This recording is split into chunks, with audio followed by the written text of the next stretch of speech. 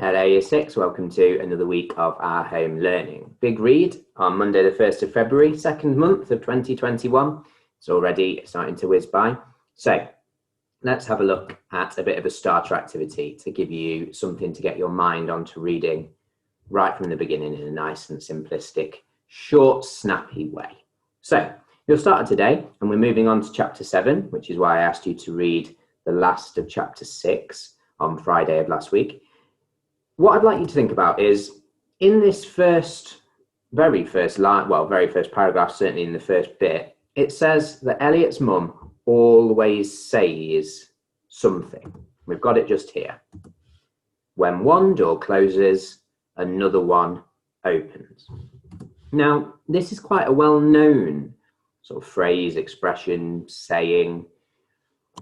And all I'd like you to do is, in your books, or if you're in school, you can have this as a oral sort of conversation.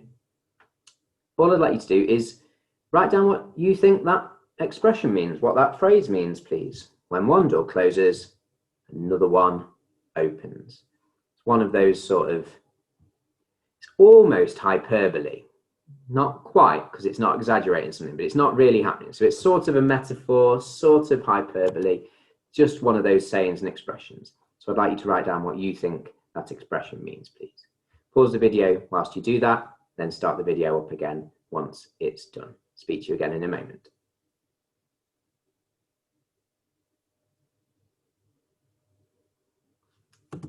Okay, so we're not doing a recap because last Friday, the big read on Friday will always be your reading aloud with prosody. So we won't be recapping that on the Mondays. However, we are going to go over the WALT just like we always do and remind you of all the different things. So our WALT, what we're learning to do today, is to identify and define the vocabulary in a text that we are unsure of. I know that we don't do this every session and sometimes we read a new bit. Just because we've not got this as our WALT doesn't mean you shouldn't be doing this when you start a new piece of text. If we've moved on to a new part of a chapter or a new chapter and we've not yet done this, you should always have this as your first step when reading something new. Reading over, checking the vocabulary makes sense, looking up anything you're unsure of. And that's what our WILF is pretty much. Reading through a text and highlighting words you're unfamiliar with, looking at the words in their context and looking at what type of words they are they adjectives, verbs, nouns, etc. And then thinking of synonyms that would fit in that same context to help us define those words. Just so we can still do this sort of thing, even if we don't have a dictionary to hand. So, what sort of questions are we looking at today then? So, exactly like we did last Monday, the first thing that we're going to do is to actually take a look at the vocabulary within the text, or within the first few pages at least, of chapter 7.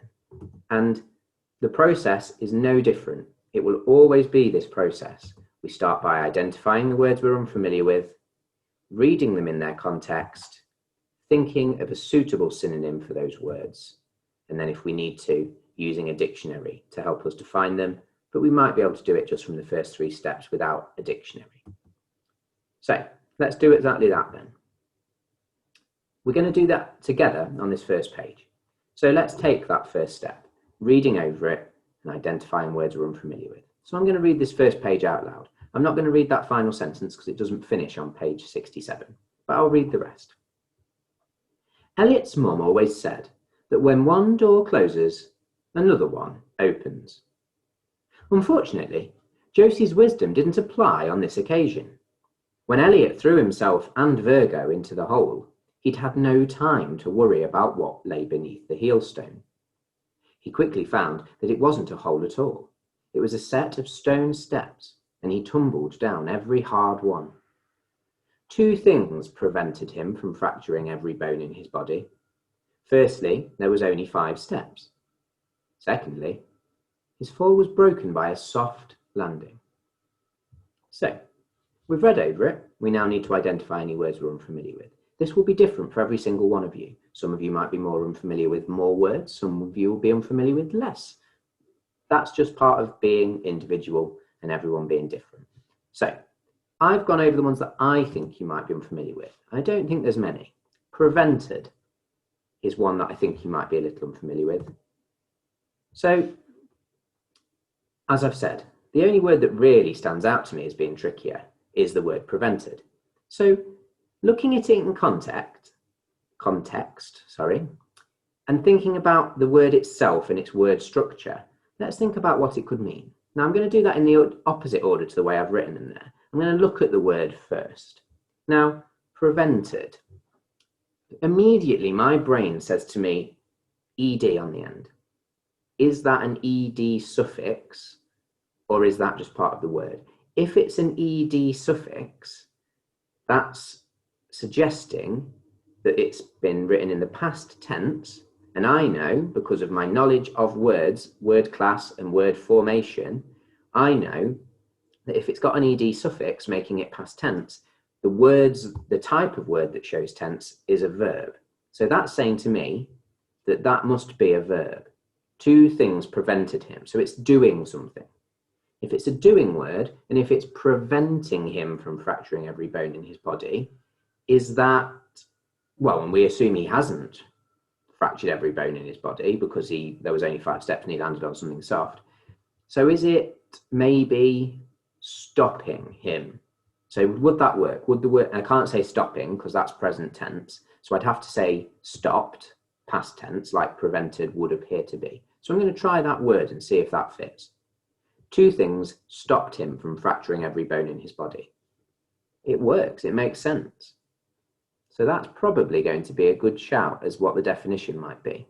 I can then turn to a dictionary and double check that. Because I've already done that in advance, I can tell you that that is exactly what it means. And that's the sort of dialogue that should be going on in your head. That's the thought process that your head should be doing. Looking out for those word formations that we're familiar with to help us, when a word is written in its context, to define it. So, just like we did last Monday, your first task is that I'd like you to complete this table. These are all words taken from the first 4 pages of chapter 7.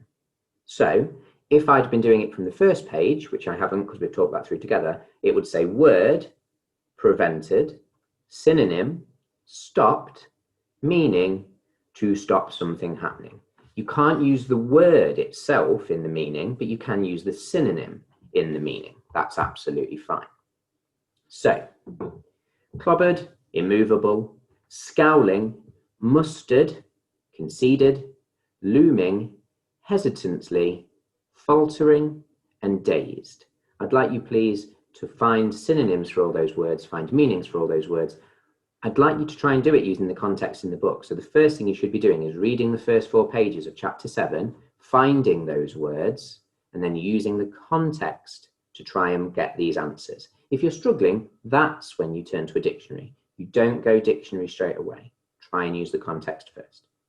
When you've done that, start the video up again, and I'll carry on talking you through the sort of next task, the main task of today's lesson. But I'll speak to you in a moment.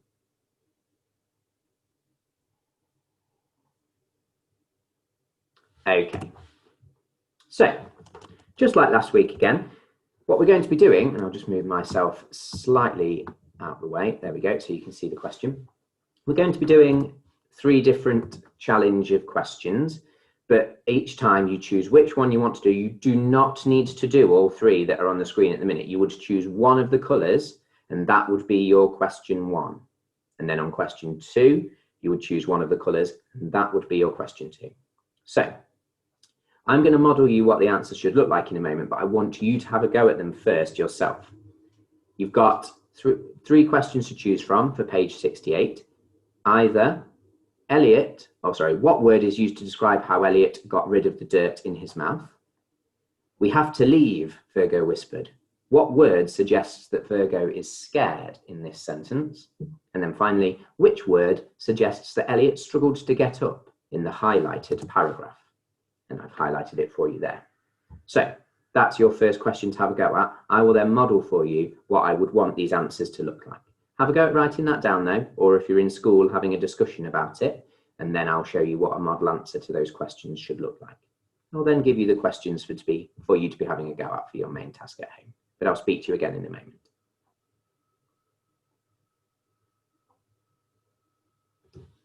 Okay, so if you chose green, what word is used to describe how Elliot got rid of the dirt in his mouth? Your answer is just up there. I've highlighted it on the text. Elliot spat out a mouthful of dirt. So your answer would be, the word used to describe how Elliot got the dirt out of his mouth is spat. And I've put spat in those single inverted commas to show that I'm quoting it straight from the text. That's something I gave a lot of you as a target from last week to work on when you're putting a quote directly from the text, to use those single inverted commas. Also, I gave some of you the target to make sure you did quote directly from the text. The orange question then.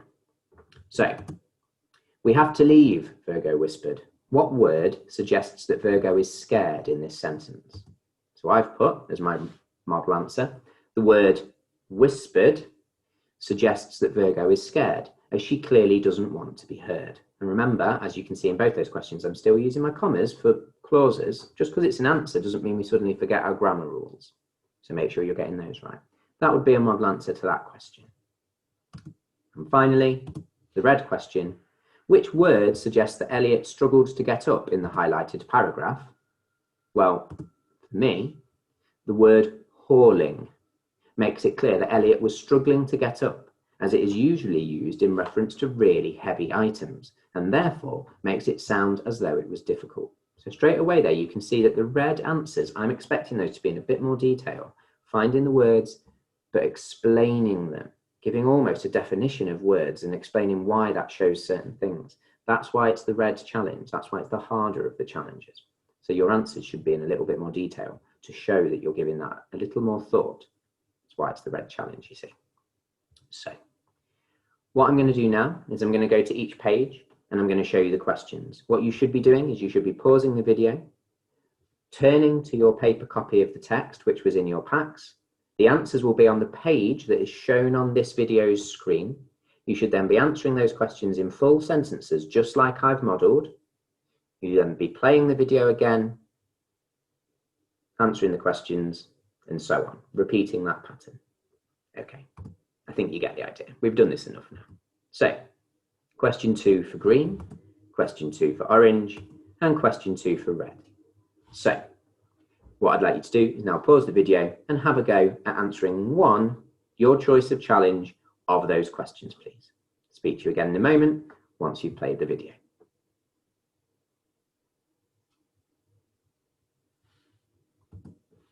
Okay. Now, all of these refer to text in the highlighted section, except the red one. The red one may not refer to just the highlighted section. It could be from anywhere in the text. So choose one of these three and have a go at answering that, please. Speak to you again when you start the video.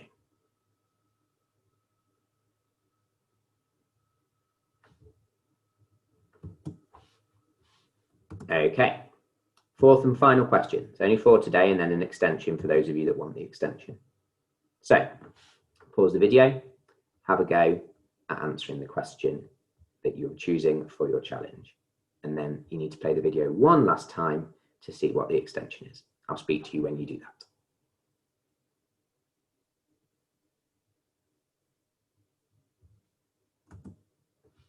that. Okay. Oh, I thought there was an extension. I'm muddling up. There isn't an extension. It's just my reminder to you to make sure that you're writing in full sentences. And I do look forward to seeing your work as it says on the screen. I'll be back with your English later on. Best of luck with that. Look forward to seeing your answers, and I'll speak to you when you get to the English video. But for now, goodbye.